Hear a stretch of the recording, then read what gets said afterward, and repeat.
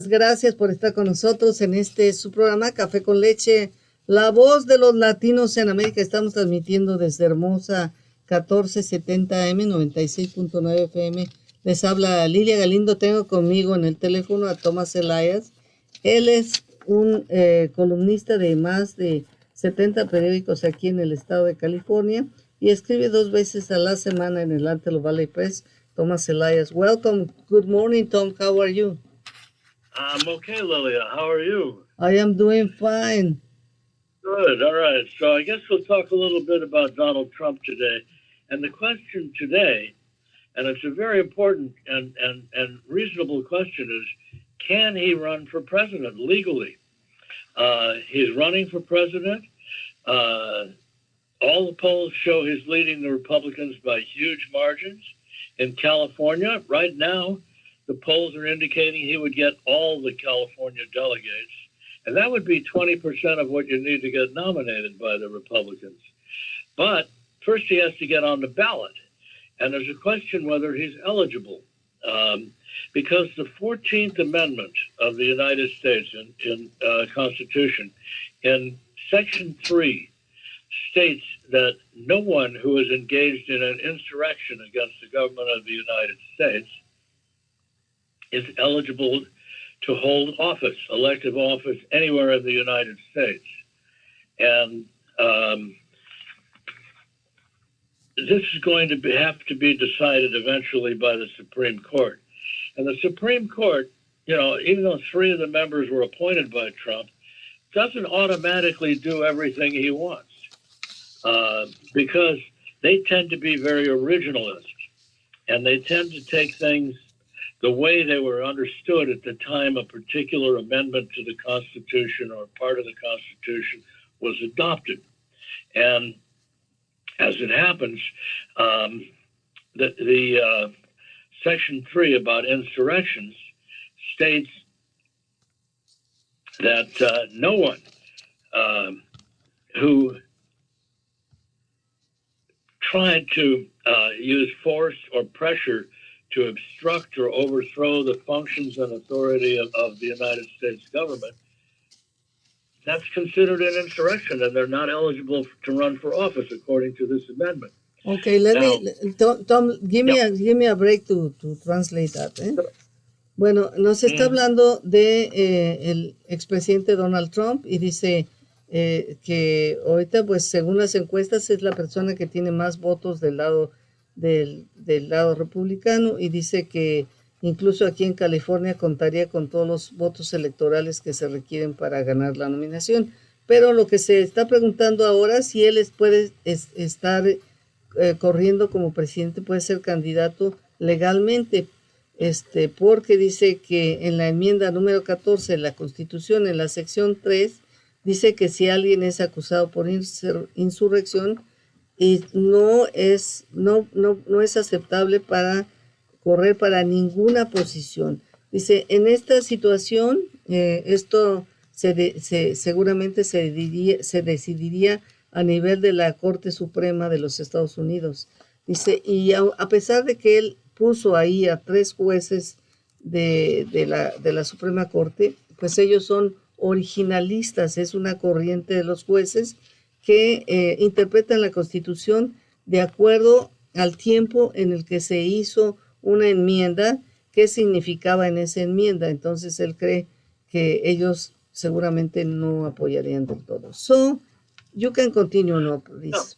No. Okay, so, and one of the most important things is it's not just what you do personally in an insurrection that counts to make you ineligible, but if you provide aid and comfort to the people who have done an insurrection, that also makes you ineligible.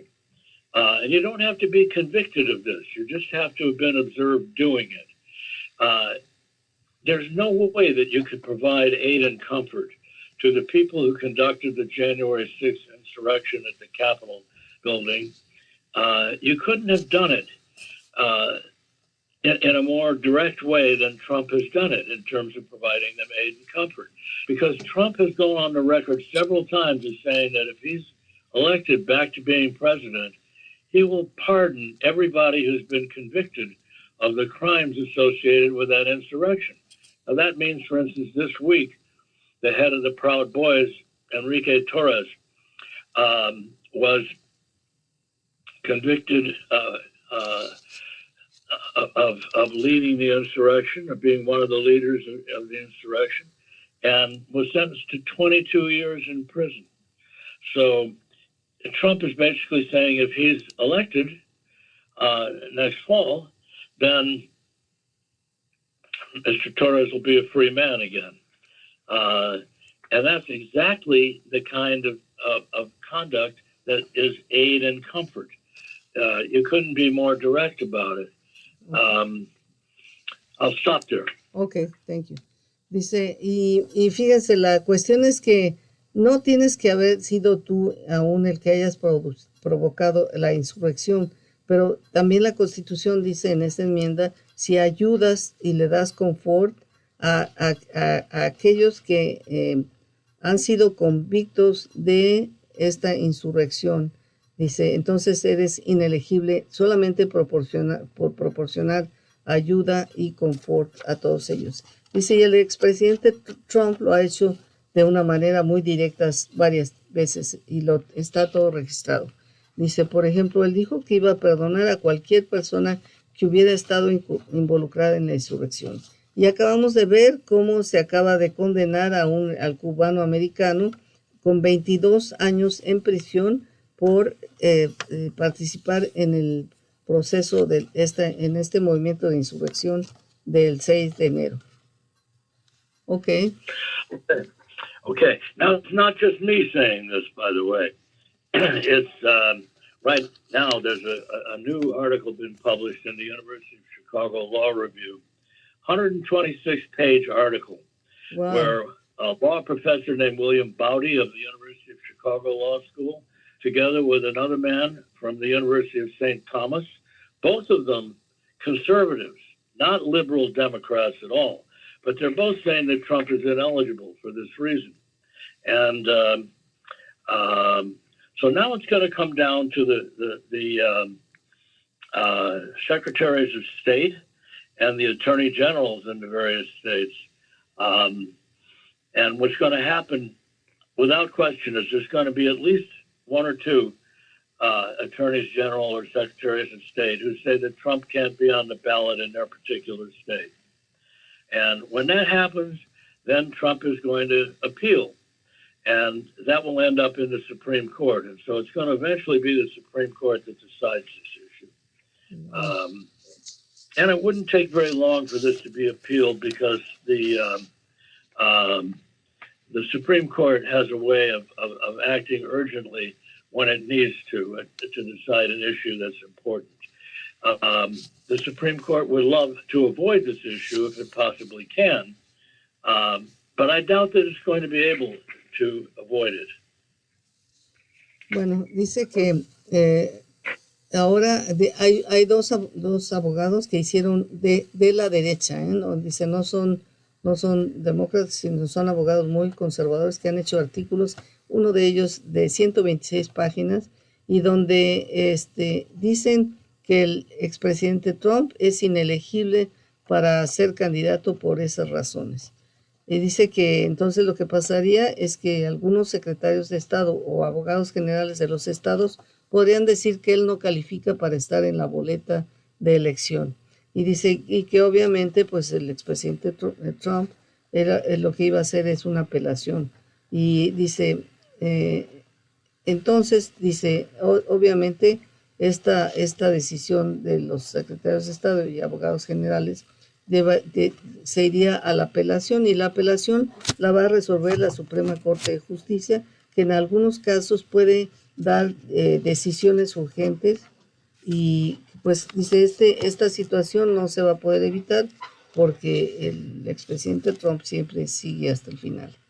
So now you can continue, please.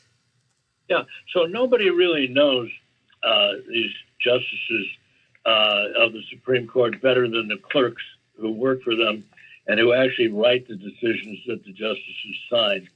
And there's a Washington lawyer by the name of Adam Unikowski who was a Supreme Court clerk for Justice Antonin Scalia, who in recent years of the Supreme Court has been the most originalist of all of the justices, wanted to take very literally everything that every amendment to the Constitution says and every word of the Constitution.